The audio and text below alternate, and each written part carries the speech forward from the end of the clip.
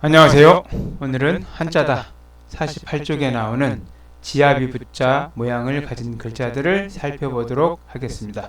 먼저 갑굴문, 금문, 소조 모양을 보면 사람이 정면으로 서 있는 큰 대자 모양의 한일자가 있는 모양을 알 수 있습니다. 이 부는 사람이 성인이 되어서 큰 어른이 되어서 성인이 되면 머리를 올리고 머리가 흩어지지 않게 머리따발에 꼽는 동곳을 그린 글자입니다. 동곳은 여자들 머리에 꼽는 여자들이 머리에 꽂았던 비녀처럼 꼽는 것을 남자들이 꼽는 것을 동곳이라고 합니다. 성인이 되어서 결혼을 한 남자를 뜻하기 때문에 부자는 성인, 사내, 지아비, 대장부를 뜻하는 글자입니다. 도울부자는 지아비 부자 앞에 손이 들어서 손으로 남편이 하는 일을 돕거나 대장부가 손으로 어떤 일을 돕는다라고 보기도 하고, 옛 글자에 보면 부자 옆에 칠복자 형태가 있는 글자도 있어서 칠복자가 들어가는 글자는 후에 다스리다, 돕다, 도움을 주기 위해서 다스리다 라는 뜻으로 쓰기 때문에 남편이 하는 일, 대장부가 하는 일을 돕는다라고 보는 사람도 있습니다. 지금은 도울 부자로만 쓰고 있습니다. 부양가조, 부조할 때 쓰이는 글자입니다. 기타 연꽃부, 바꿀체가 있는데 연꽃부자는 우리가 알고 있는 물속에 있는 연꽃이 아니라 아홉가의 목부용이라고 해서 꽃밭에 있는 연꽃 모양의 꽃 이름인 부용을 뜻하는 글자입니다. 바꿀 제자는 옛 글자에는 남편 부자가 하나는 작고 하나는 크게 써서 남자 두 명이 교대로 어떤 일을 하는 걸 뜻하기 때문에 교대로 성인 남자 둘이 교대로 어떤 일을 하다 라는 뜻에서 바꿀체라고 합니다. 다음에는 이를 실자를 살펴보도록 하겠습니다. 이를 실자에는 지금은 남편 부자 앞에 삐침이 있는 것처럼 보이지만 본래 금문과 소전 모양이 보면 이와 같이 손 모양이 있고 손에서 뭐가 떨어져 나간 모양을 나타내는 글자입니다. 손에서 뭐가 흘러나가서 잃어버리다 라는 뜻이 이를 실자의 본래 글자인데, 지금은 글자의 모양이 많이 변해서 대부분 사람들이 남편이 무언가 하나를 삐져나와서 잃어버렸다, 이런 식으로 공부를 하는 글자입니다.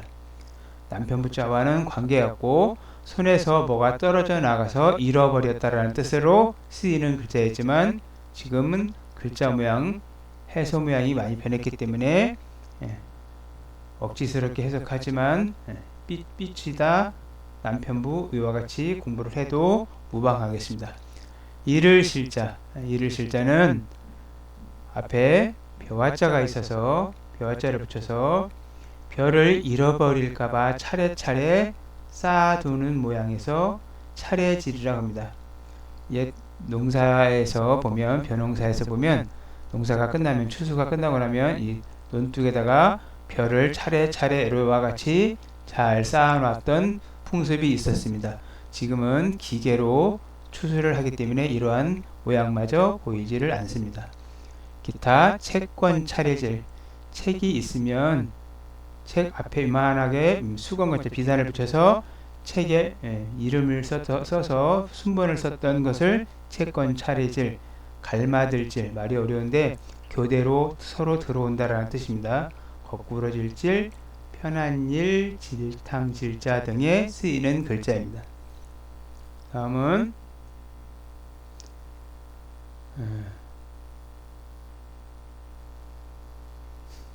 다시 보면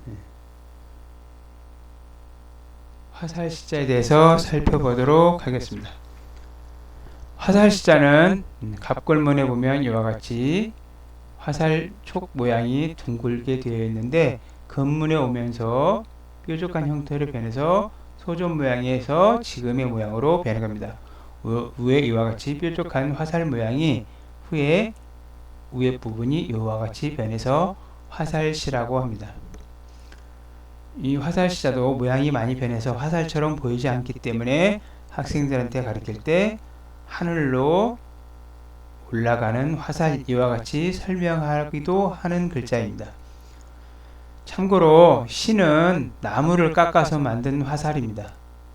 대나무 화살은 화살전이라는 글자가 있지만 지금은 서로 혼용하여서 화살이라는 의미로 쓰이고 있습니다.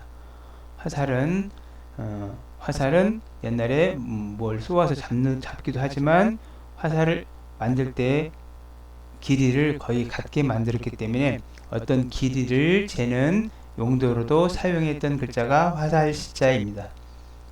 병질자는 화살에 맞아서 난 병을 뜻하고 화살처럼 빨리 전염되는 병도 질이라고 합니다. 여자역을 들어서 미워할 질, 알지. 화살시자가 있고 입구자를 집어넣어서 대부분은 사물의 이체를 화살처럼 빨리 한다 이렇게 말을 하는 사람도 있고 화살로 어떤 사물을 재서 그것을 알 수 있다라고 보는 사람도 있습니다. 아니면 또 어떤 사람들은 옛날에 화살을 쏘아서 울리는 화살에서 이렇게 화살 머리에 구멍을 내서 하늘을 향해 쏘면 소리가 났는데 이거를 효시라고 합니다. 공격 신호를 알리는 모양에서 알지라고도 한다라고 하는 사람도 있습니다.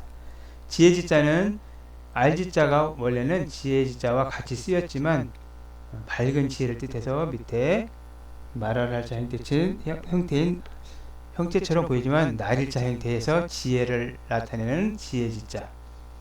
그래서 지혜할 때 알지자를 쓰기도 하고 지혜지자를 쓰기도 합니다. 거미지, 거미가 집 짓는 모양을 보고 슬기롭고 지혜롭다고 생각했던 모양입니다. 짧을 단자, 화살시자가 있고 제기그릇이 있어서 제기그릇은 화살로 제기에는 짧았기 때문에 짧을 단. 어조사 의자는 어조사로 쓰이는 글자들은 옛 글자에서 무엇을 뜻하는 글자인지 알기가 매우 어렵습니다. 다만 위에 사사로울 사자가 붙었고 지금은 화살시자가 붙었지만 옛 글자에 보면 이와 같이 지금의 써있자 모양처럼 보이는 글자가 있고 밑에가 화살시자가 있는 글자입니다.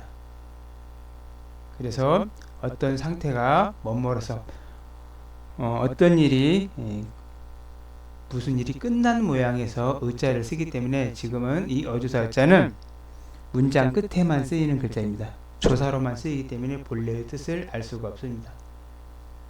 끝에 쓰이는 어조사라고 공부하시면 되고 흑조자를 붙여서 어떤 일의 끝에 남는 흙덩이, 티끌을 뜻하는 글자로 쓰이는 글자입니다.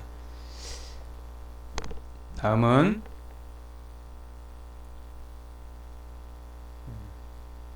제후후자에 대해서 살펴보도록 하겠습니다. 제후자는 이와 같이 언덕 밑에 화살이 있는 모양입니다.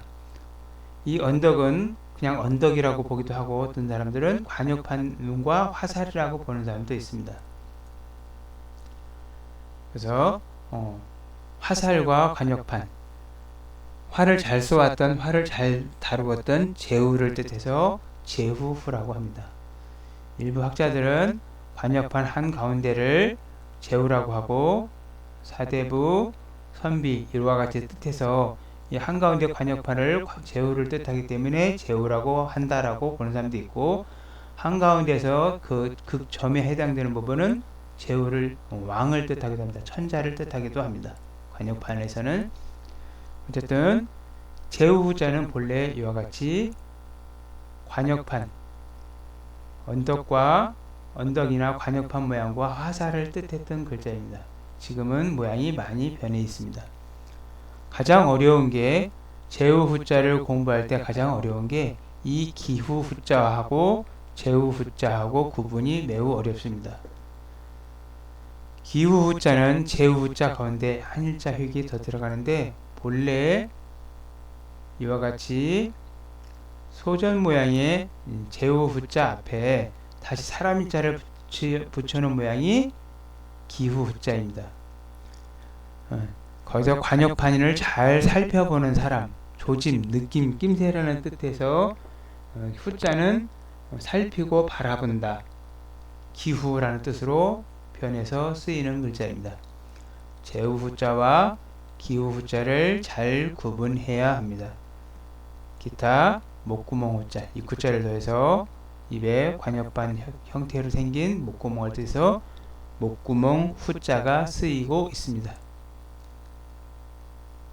다시 해보면 불글자를 보겠습니다. 마지막 불글자는 갑골문, 금문, 소점 모양이 있습니다. 이는 크게 두 가지 악설이 있는데 양쪽 끝에 매듭을 달았고 가운데에 붉은 구슬이 있는 모양이다 라고 보는 학자들이 있고, 아니다, 나무가 있고 나무 가운데를 자른 모양이다.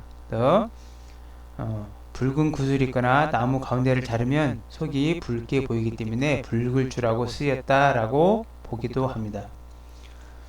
똑같이 공통적으로 붓다라는 뜻을 가지고 있고 중간이라는 뜻을 가지고 있는 글자가 붉을주자입니다. 중간이 붓다. 나무 가운데를 잘랐던지, 갑골문이나 금문을 보면 자른 모양이 아니라 점을 뜻해서 나무 중간 부분을 뜻하는 글자이기도 합니다. 붉을주자를 만나는 글자는 그루죠.